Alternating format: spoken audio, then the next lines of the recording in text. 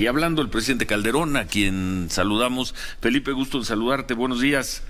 Muy buenos días, Ciro, y a todo el auditorio. 8 años después viene de nueva cuenta la marcha por la justicia y la dignidad, como la que viviste en tu gobierno en el año 2011, después de los hechos de los finales de marzo, Ciro, sí, exactamente. Finales de marzo, 28 de marzo, después de que mataron al hijo de Javier Sicilia en Cuernavaca, vino una primera movilización a la Ciudad de México, luego hubo una movilización por todo el país que acabó en Ciudad Juárez, y después de esa movilización se dio aquel encuentro en Palacio Nacional con Chapultepec, ¿no? El castillo de Chapultepec, con el gobierno del presidente Calderón, encabezado por el presidente Calderón y muchas de las víctimas.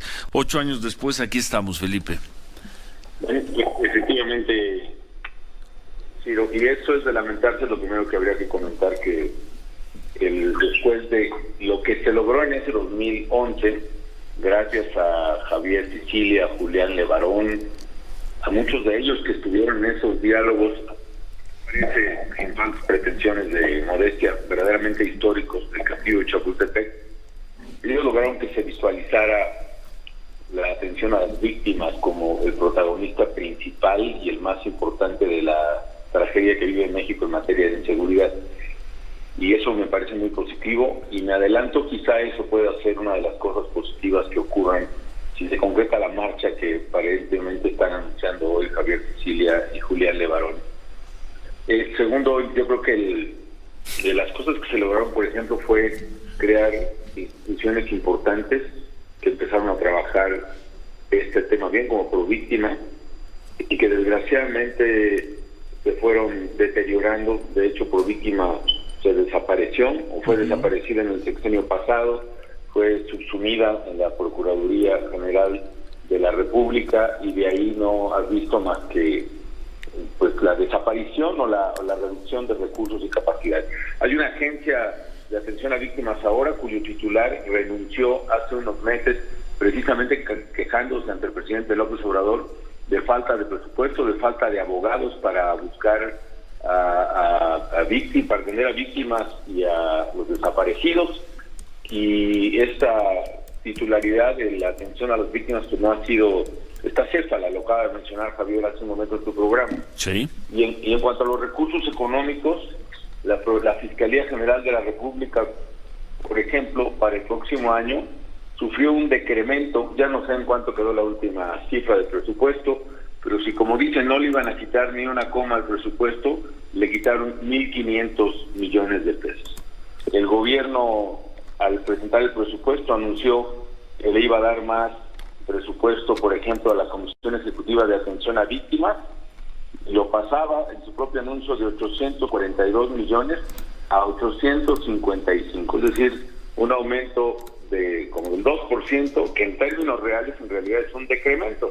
Si tienes una inflación de 3,5, le estás quitando presupuesto a la atención a víctimas, lo cual pues contradice el problema principal, que uno de los problemas, que es la debilidad institucional del país en general en estos temas, y en particular para la atención a víctimas.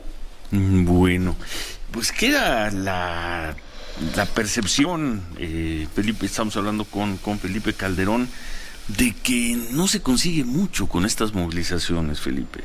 Recordamos lo emocionante que fue aquel encuentro del castillo de Chapultepec, los compromisos que se hicieron, pero cuando ves las cosas 8 años después dices, ¿qué se logró? Bueno, primero recupero lo que acabas de decir. Fue muy emocionante ese encuentro. Yo creo que fue muy importante para el país. Yo creo que habría que retomarlo ahora que empieza Javier su caravana, porque fue verdaderamente trascendente, inédito.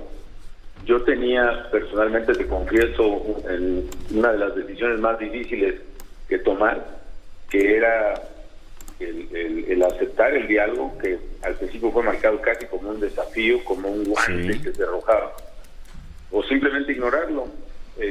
Había una buena parte de mi equipo la percepción de que iba a una pelada mediática, es decir, a un paredón donde el gobierno sería lapidado por los demandantes. Exigían que, por ejemplo, las únicas cámaras que entraran fueran las de un vaya, mercenario de la violencia que anda por ahí en los medios de producción. Sí, que ahora es propagandista del régimen. Sí, que recibe condonaciones del gobierno y también cobra en Televisa y bueno, ya sabes quién. Sí. Y que arma redes, que arma unas campañas de odio y de mentiras terribles en redes y luego se queja de ellas. Bueno, pero él acabó transmitiendo. Sí, pero también todos los medios, que eso era lo justo, ¿no? Sí. En fin, vuelvo al tema.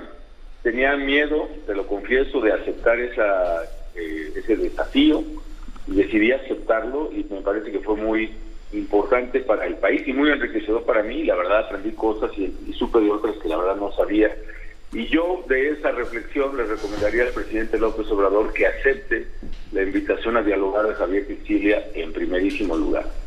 Y lo segundo, Ciro, es también ojalá se pueda sentar el debate en cómo resolver el problema. Y por lo pronto de tus interlocutores de hoy y de ayer y de los protagonistas de estas marchas, Javier Sicilia y Julián Levarón, entre otros, yo veo que estamos hablando de dos perspectivas distintas. El común denominador es la atención a las víctimas. Me parece que sería muy importante lo que propone Javier Sicilia de lograr una política de Estado en materia de violencia y seguridad, que es la que se le negó a mi gobierno por parte de la oposición durante mi administración. Pero hay diferencias importantes. Yo resumiría que desde el ámbito de Javier hay esta percepción general de que hay un Estado como perpetrador. No llevo el tema de que fue el Estado, etcétera, pero hay esta idea de que el conflicto es entre el Estado y una parte de la sociedad, y por eso se maneja esto de justicia transicional, comisiones de verdad, etcétera, que es un poco lo que viene en los muchos sudamericanos que participaron en las dictaduras del Cono Sur, que traen esa perspectiva en materia de violencia y de víctimas. Las víctimas las generaba el Estado. En mi opinión no es el caso de México, o bueno, no es totalmente el caso de México, ni principalmente, y la clave para mí es que las víctimas la generan los criminales, los homicidios los hacen los asesinos, los robos los hacen los ladrones, las violaciones los violadores, es decir, criminales en específico con nombre y apellido, que es con los que tenemos que enfrentar. Y Julián Levarón participa quizá más bien de otra postura. Él ayer decía en su programa que Dios nos da la libertad y la responsabilidad del gobierno, el jale del gobierno, dijo, es usar la fuerza o los medios que tiene para protegernos o para garantizarnos esa libertad. Él dijo, la política de abrazos y no balazos no funciona y el presidente no me puede pedir que yo abrace a los que nos están matando.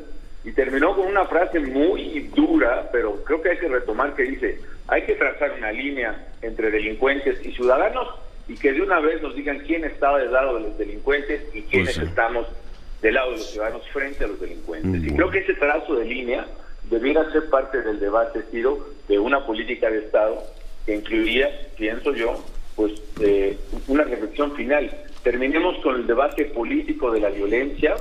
Yo estoy de acuerdo en lo que dice Javier, hagamos una política de Estado que incluya, dejémonos esta polarización de la que todos somos responsables, admito, pero que es primerísima. Quien nos pone apodos y que nos insulta es el presidente. Esa polarización viene desde el poder. Y pongámonos de acuerdo en que los enemigos de México son los delincuentes, son los homicidas, son los asesinos, y hagámosle bola y echémosle montón. Muy bien. Pues muchas gracias. Gracias, Felipe. Buenos días. Gracias, buenos días, Felipe Calderón.